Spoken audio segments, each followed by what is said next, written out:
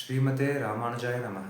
சீரொன்று தூப்புல் திருவேங்கடமுடையான் பாரொன்று சொன்ன பழமொழியில் ஓரொன்று தானே அமையாதோ தாரணையில் வாழ்வார்க்கு வானேற கோமளமும் வாழ்வு.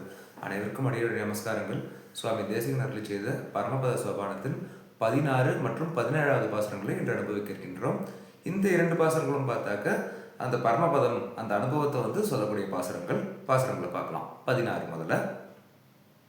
வன்புற்றுடன் மயல் பூண்டு மற்றோர் கதியால் இனனால் என் பெற்றது பெரும் தானமும் எத்தனை போதளவாம் துன்பற்ற தன் துணிவால் துயர் தீர்க்கும் துழாய்முடியான் இன்புற்ற நல்வழியால் ஏற்று நற்பதம் எண்ணுவமே அப்படின்றது தான் பாசுரம். பதார்த்தம் பார்க்கலாம். வன்பற்றுடன் மயல் பூண்டு.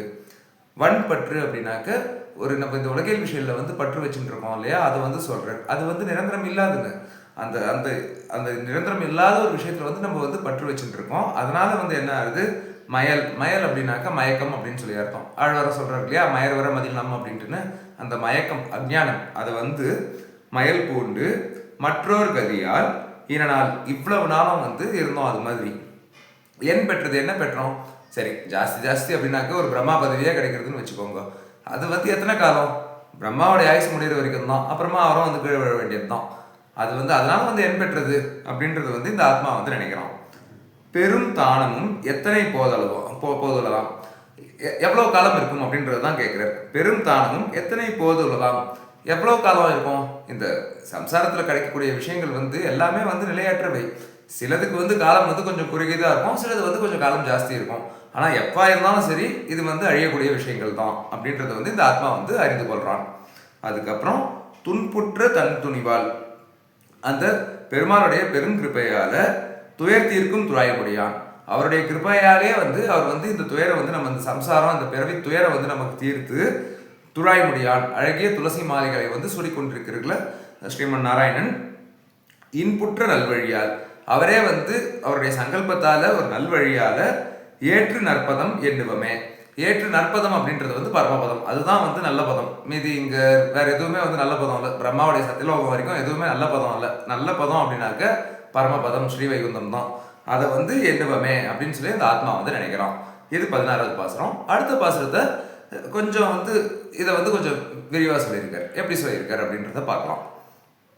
பண்டை இருவினை ஆற்றில் படிந்து பாரம் காணாதே ஒழுகிய நாம் பாக்கியத்தால் வண்டு அமரும் மலர் மாதர் மின்னாய் மன்ன வைஜெயந்தி மணிவில்யாய் விளங்க வான்சேர் கொண்டல் அருள் மழை பொழிய வந்ததொப்பாம் குளிர்ந்து தெளிந்து அமுதாய விரசையாற்றை கண்டு அணுகி கருத்த காலே கடந்து மீளா கரை கண்டோர் கதியெல்லாம் கதித்திட்டோமே. இது அடுத்த பாசுரம் பார்க்கலாம். பண்டை இருவினை. பண்டை அப்படின்னாக்க முன்காலம். இந்த இடத்துல பார்த்தாக்க பல காலமா பல கோடி ஜென்மமா இருவினை, பாவம் புண்ணியம் இரண்டுமே வினை தான். அந்த இருவினை ஆற்றில் படிந்து, அதெல்லாம் அதனால அந்த இருவினையால இந்த ஆற்றில் நம்ம ஆற்று அப்படின்றது சமுத்திரம், இந்த சம்சார சமுத்திரம். அதுல நம்ம சுத்தின்னு இருக்கோம். பாரம் காணாதே. பாரம்னா இந்த இடத்துல கரை அப்படின்னு சொல்லி அர்த்தம். அந்த கரையை காணாம ஒழுகிய நாம் அப்படியே இதுல மூழ்கின்னு இருக்கோம். சம்சாரத்துல பாக்கியத்தால் ஏதோ ஒரு அனுஷ்டானம் ஒன்று பண்ணியிருக்கோம், ஒரு பிரபத்தி பண்ணியிருக்கோம், இல்லை அப்படின்னாக்க ஒரு பக்தி யோகம் பண்ணியிருக்கோம். அப்படின்னாக்க அந்த பாக்கியத்தால் வண்டு அமரும், அழகிய வண்டுகள் அமரக்கூடிய மலர்களை சூடிக்கொண்டிருக்கிற நாச்சியார், அந்த மலர் மாதர் மின்னாய் மன்ன. அவள் ஒரு அதாவது பெருமாள் மேகம் போல இருக்கிறா அப்படின்னாக்கா அந்த மேகத்துல இருக்கிற மின்னல் தான் தாயார். அதை தான் சொல்றார். மலர் மாதர் மின்னாய் மன்ன வைஜெயந்தி மணிவில்லாய் விளங்க. வைஜெயந்தி மணிவில்லாய் விளங்க அப்படின்னாக்க, மணிவில் அப்படின்னாக்க இந்த இடத்துல வானவில், ரெயின்போ சொல்றோம் இல்லையா, அது அர்த்தம். அந்த பெருமாள் சொல்லி கொண்டிருக்கிற அந்த வைஜெயந்தி மாலை அது வானவில் மாதிரி மின்றது. விளங்க வான்சேர் கொண்டல் அருள் மழை பொழிய. அந்த மேக வண்ணத்துல இருக்கிற பெருமாள் அவர் அருள்மழை பொழியறார். அதுக்கப்புறமா வந்ததொப்பாம் குளிர்ந்து தெளிந்து. நமக்கு இப்போ ஒரு தெளிவு வந்துடுது இந்த ஜீவாத்மாவுக்கு. இதுதான் பெரிய விஷயம். நம்ம இத்தனை நாள் நினைச்சிருந்ததெல்லாம் ரொம்ப அல்பமான விஷயம் அப்படின்ட்டுன்னு.